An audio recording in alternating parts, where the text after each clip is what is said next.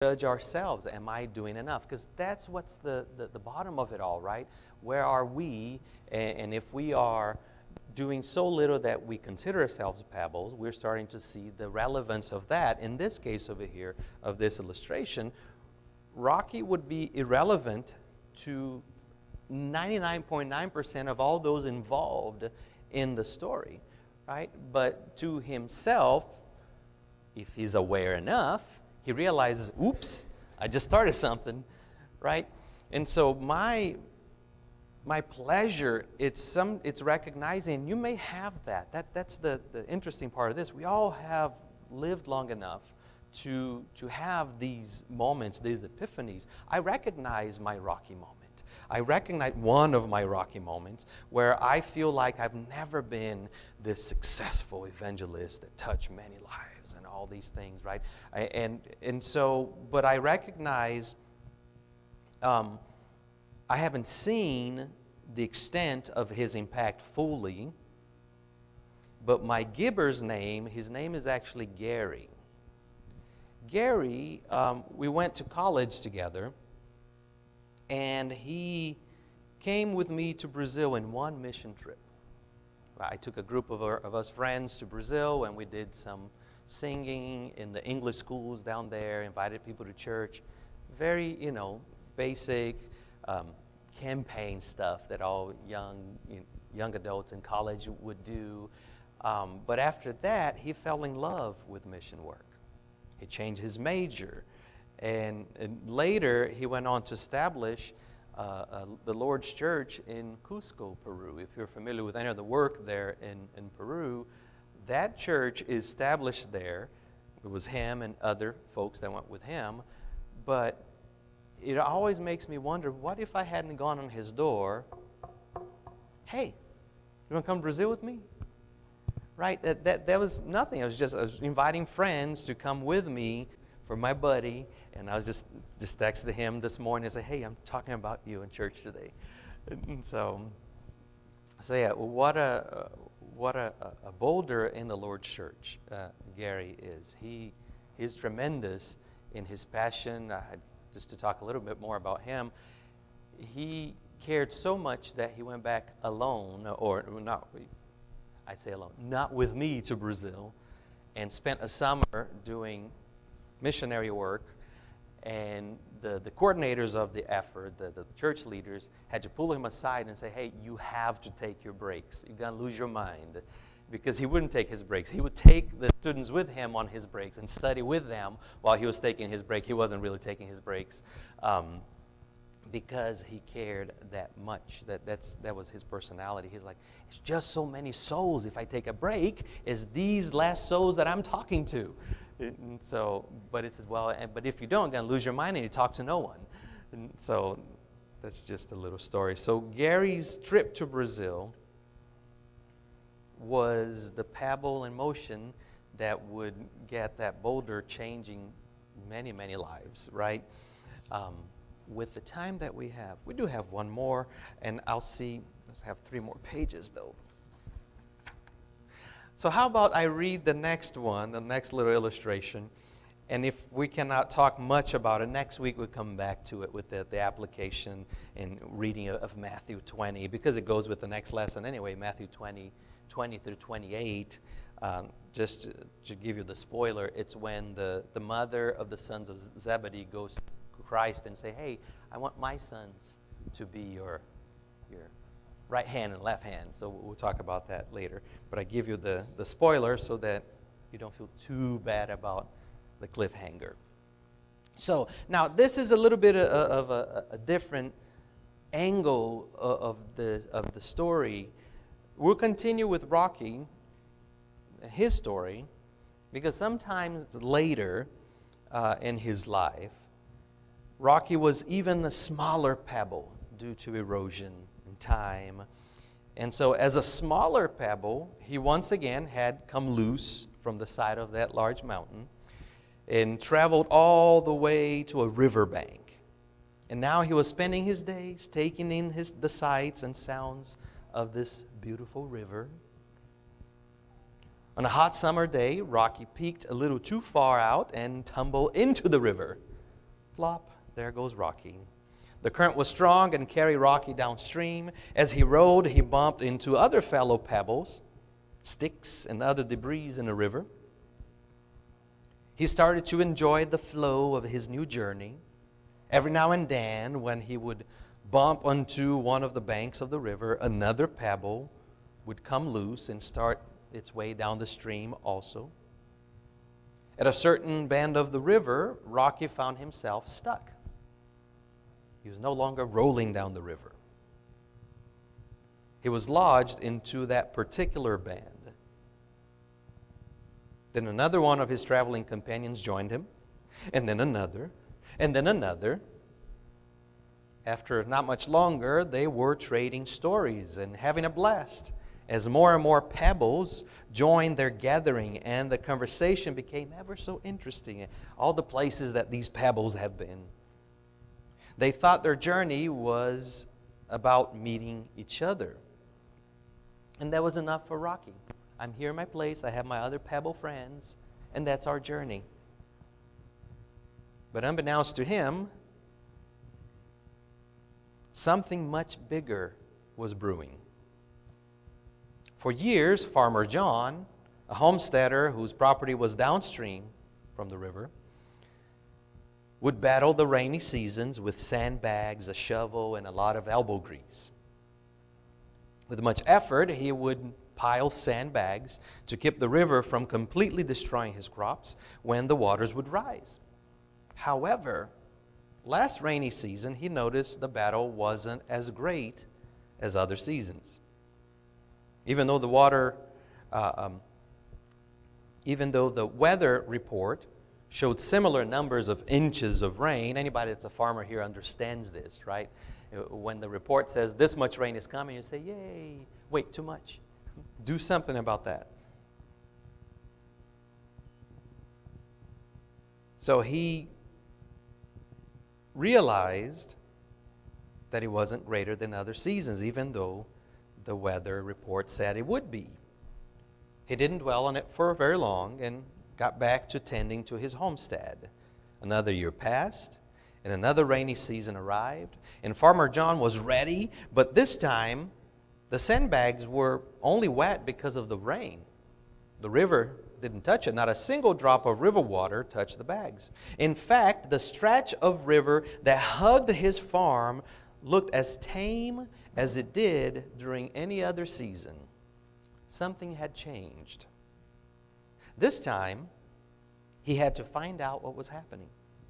He followed the river upstream, and after a little while, he noticed something different with one of the forks in the river. The shape where the split happened had changed. The arm leading to him, from his farm or to his farm away from his farm. That's why I put my glasses on. I was getting lost. Leading away from his farm took the brunt of the flood, leaving the one heading towards his farm as calm as usual. Farmer John would not need to battle the flooding of his crops this season, and probably no other season in the future.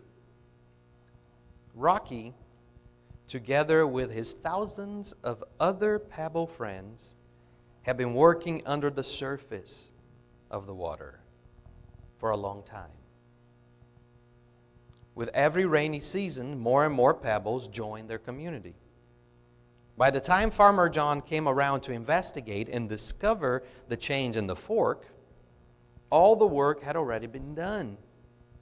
Rocky did not think his community of pebbles was changing the life of Farmer John, nor changing the life of the community his crops would feed, or any other effects felt by everyone benefiting from Farmer John's successful crops. So here's a little bit different, because this time, at least from the top of the mountain, Rocky could see, what did I do? Woo! And there goes the big boulder going down the hill. He saw that happening. In this case, in this story, Rocky was under the water. He thought his job was just to be happy with his community, not understanding what he was doing downstream, never seeing it. because he was under the water. You can take the illustration and apply it however you'd like it. But I also understand that the effects can go both ways, right? It can be positive, it can be negative, but the idea is the same. A pebble alone would never change the river. Think about that for a second. A pebble alone would never change the river. But the absence of one pebble may have kept the other pebbles from sticking to that fork in the river. Have you ever done that? If you ever played in the sand or played with rocks or played Jenga, you take one out, or I saw this video of people playing there's a river meeting the ocean. They start to dig, and once they make the lake and the river water meet with the ocean water, then the erosion starts like crazy. I don't know. I had to find the video. But that's what happens when you remove something little from the equation. That something little may not do anything to build the effects of what's happening, but he removed that something little, and everything comes crumbling.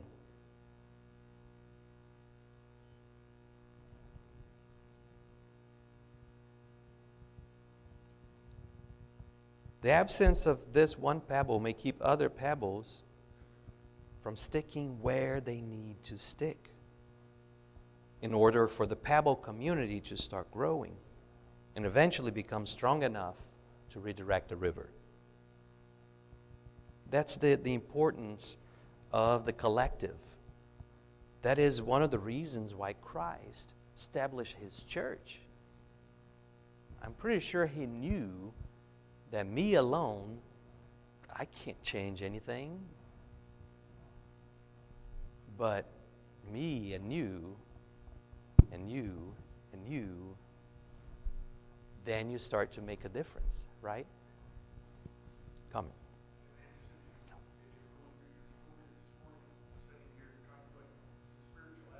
Mm-hmm.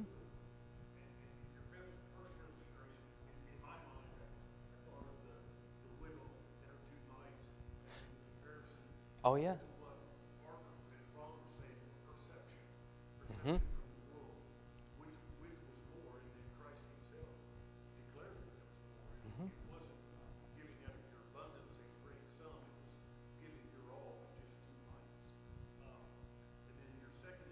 Mm-hmm.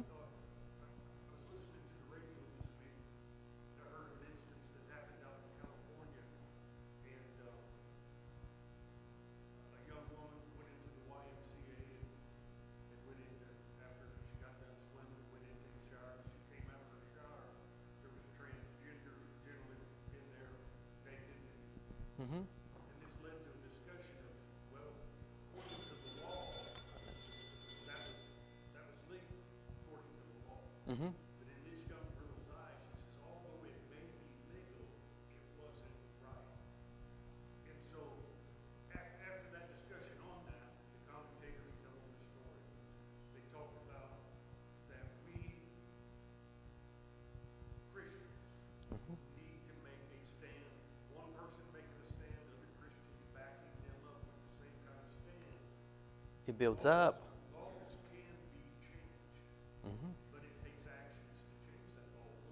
One person making a stand and another people, that little pebble in the Mm-hmm. creek stopped and another pebble's backing up, making a dam that ultimately years later caused the flood or the Mm-hmm. water channel. Okay, that's true in our lives also. Oh, yeah. Absolutely. Like I say, what do we know? Well, there's the law and there's what's right. If we stand for what's right, we'll change. Yeah, it takes one person, it takes one pebble, but then little by little we accumulate, right? It's the collective, the importance of the collective. We have no chance of making, let me put it like this. We have a better chance of making those boulder size impacts if we work together. Yes, some people are boulders, and they're going to have that impact no matter what, right? Because that's their role in life, and they are doing those things. But all of us little pebbles can have a huge impact, just like the boulder, if we stick together. We just always need to remember that God gives the increase. Yep, back to We that. are simply an instrument or Mhm. a tool towards God's ultimate will. Mhm. And if we do the things that God tells us to do, and we love God, we shouldn't question where we're going to end up. Mhm. He's going to put us in a better place. Yeah, that's the challenge there. We question because of what we talked about last week. When we find ourselves in those places of hurt, in those places of questioning the meaning of life, it's because we want to be tools. We understand the idea of being tools, but I'd like to be, the power drill. I'd like to be the jackhammer. Why am I this little, I don't know, couple of inches screwdriver? Or right? And even though God is the one operating those tools, we want to be the big tools. And for whatever reason, either for normal, understandable reasons or pride, as we talked about before. Mm-hmm.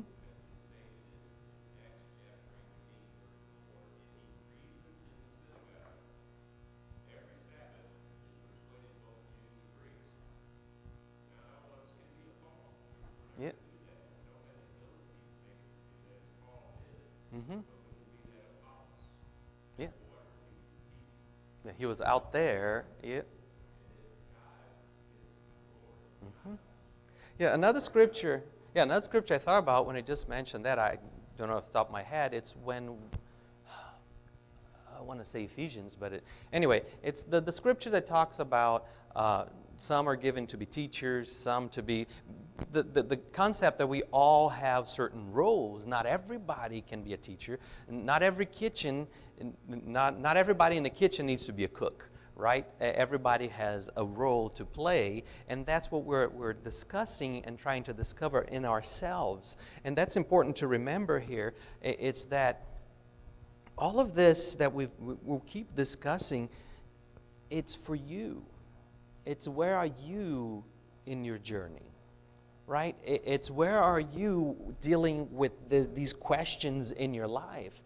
Like last week I said, you may be in the spot that you know exactly where you stand, you know where your role is, you are satisfied with your life, you know exactly that whether pebble or boulder, you see the growth coming from God, you understand that. But the real question is, how do we handle those who don't? How do we handle ourselves when we find ourselves questioning, right? And that's what we're working through to understand all of these aspects, whether pebble or boulder, you have a purpose. And so understanding that purpose, seeing what we're accomplishing, the importance of the collective. To close up today, because I know the bell is going to catch me off guard, Jesus didn't assemble his team of expert evangelists and set them up in hierarchical pyramid-style group, right? He didn't say, James, since you were bold and outspoken, I'll put you as CEO of the group.